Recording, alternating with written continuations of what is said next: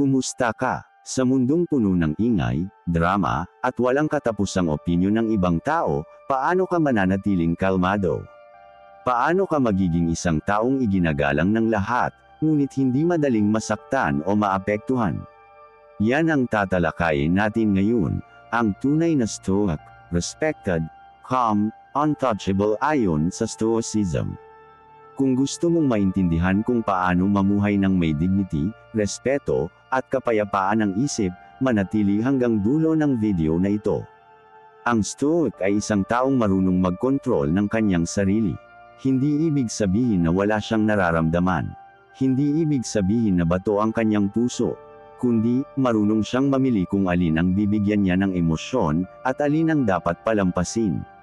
Sabi ni Marcus Aurelius, "You have power over your mind, not outside events. Realize this, and you will find strength."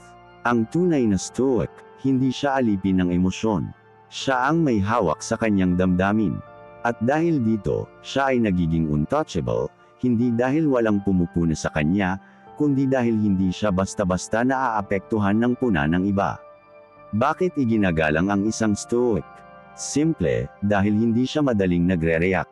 Sa mundo ngayon, lahat gustong mag-react. May nakita lang sa social media, agad may comment. May narinig lang na chismis, agad nagagalit. Pero ang Stoic, pinipili niyang manahimik at intindihin muna bago magsalita. At dito siya naiiba. Kahit sa relasyon, sa trabaho, o sa pakikitungo sa ibang tao, ang isang Stoic ay hindi basta bumababa sa level ng ingay ng iba.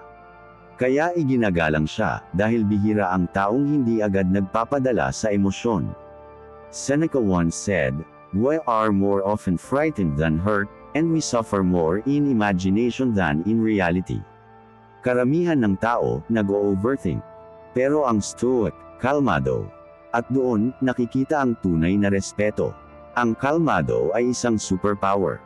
Kapag lahat ng tao sa paligid mo ay nagkakagulo, pero ikaw nananatiling payapa, ikaw ang magiging sandalan ng iba. Halimbawa, sa gitna ng problema sa trabaho, lahat nagpapanik, pero ikaw nanatiling klaro ang isip. Sino ang lalapit para humingi ng tulong? Ikaw. Sino ang mapapansin ng boss? Ikaw. Sa relasyon, kung ang partner mo ay nagiging emosyonal, at ikaw ay nananatiling kalmado, ikaw ang nagiging bato sa bagyo. At doon, mas nakikita ang halaga mo. Ang Stoic mindset ay nagtuturo na huwag mong kontrolin ang hindi mo kayang kontrolin. Traffic, hindi mo hawak. Opinyon ng tao, hindi mo hawak. Pero paano ka magre-react? Yan, hawak mo. At dito nagsisimula ang tunay na kalmado. Untouchable ang Stoic hindi dahil wala siyang kahinaan, kundi dahil hindi niya hinahayaang gamitin laban sa kanya ang kanyang emosyon. Kapag may nanira sa pangalan mo, tatahimik ka lang. Bakit? Dahil alam mong hindi mo hawak ang iniisip ng iba. Kapag iniwan ka ng isang tao, tatanggapin mo ng maluwag. Bakit?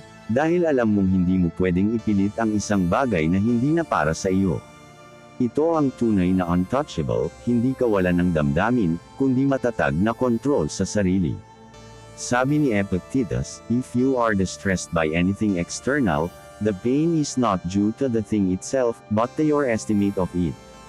Kung iniisip mong insulto ang sinabi nila, masasaktan ka. Pero kung tatanggapin mong wala silang kapangyarihan sa iyo, mananatili kang malaya. Una, alamin mo kung ano lang ang kaya mong kontrolin. Pangalawa, practice silence. Hindi lahat ng bagay kailangan mong sagutin. Pangatlo, huwag kang maging alipin ng pag-aproba ng iba. Pang-apat, laging mag-reflect. Tanungin ang sarili, may natutunan ba ako ngayon? At pang-lima, maging consistent. Ang Stoicism ay hindi isang overnight habit, kundi panghabang buhay na disiplina. Sa bawat araw, may choice ka. Maging biktima ng emosyon mo, o maging master ng sarili mo. Ang tunay na Stoic, pinipili ang ikalawa. Sa huli, ito ang tunay na Stoic. Iginagalang dahil hindi siya bumababa sa ingay ng iba. Kalmado dahil hawak niya ang sarili niyang damdamin. Untouchable dahil walang sino man ang makakabasag sa kanyang panloob na kapayapaan. Kung gusto mong magkaroon ng mas maayos na buhay, relasyon, at mindset, tandaan mo ito. Hindi mo kailangan ng approval ng iba.